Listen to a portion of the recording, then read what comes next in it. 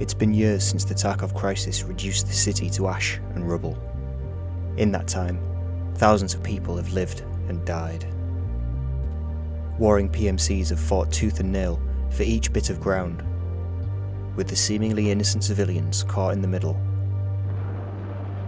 This led to a rise in gang violence, with many banding together to up their odds of survival against the PMC invaders. Only the most ruthless and cunning of these individuals made it to the top of the Tarkov food chain. They are known as the Scav bosses, and they dominate their territory with extreme force.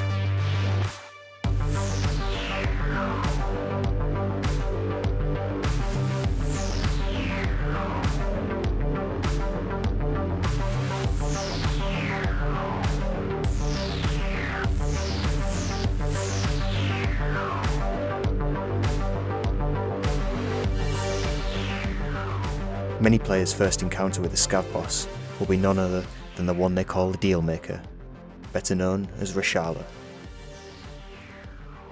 He is a local of the customs zone and patrols the area, often frequenting the dorms, the gas station and the stronghold complex, but he's also been known to flee to the military checkpoint if threatened.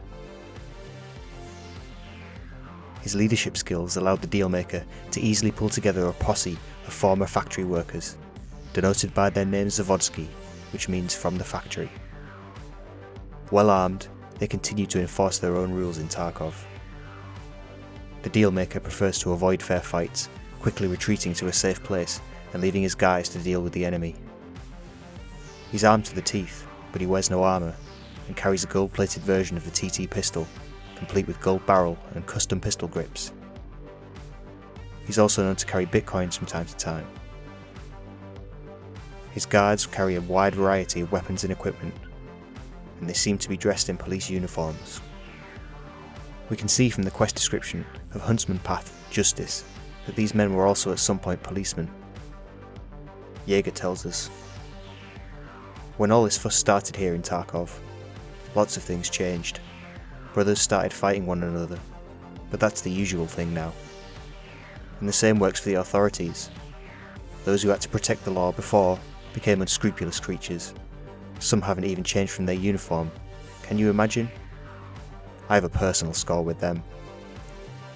Well, if you send some scavs to hell, it will be for the better. There's been nothing human left in these men for a long time anyway. Get rid of the remains of Reshala's gang. They're dressed in police uniforms. You can't miss them." Furthermore, Mechanic in Gunsmith Part 13 gives us this piece of info after we offer to build a gun for him. "Just don't tell anyone about why you need this gun. The Dealmaker won't be too happy to hear about it, and his guys are quite a mean bunch. All served their duty before working at the factory." So it would seem that the Dealmaker had his hand in gun running going on in the area, and we can assume that Reshala's guards were former police officers that chose to become ruthless scav enforcers, shooting anyone and anything. But what drove them to it? Perhaps it was the only way that they could survive. From what the Mechanic says, it sounds like they were factory workers before the crisis hit. Could it be that they wear their old police uniforms now to dispense their own form of street justice? And what of Reshala himself? There is absolutely no information about the man available, at least not at first glance. If we look closely at him, we can see that he has several tattoos that are visible on his body. He has the words "No Return" or "No Returns" on his cheeks, which would make sense. Once you've done the deal, there's no going back.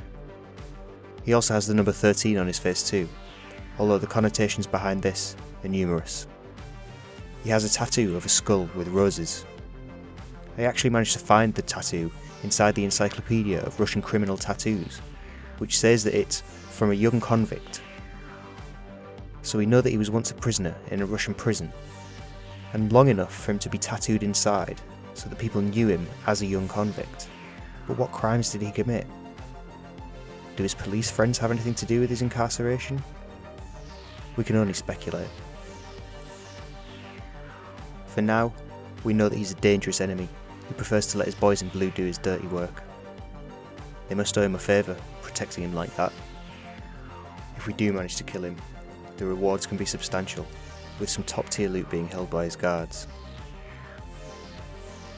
Reshala is the first in a long line of ruthless and brutal scav bosses who waste no time in trying to hunt you down. He has quite clearly made a comfortable life for himself inside the Tarkov war zone and is willing to go to almost any lengths to protect it. As soon as more information becomes available, you'll be the first to hear about it. What are your thoughts on Reshala and his guards? Let me know in the comments.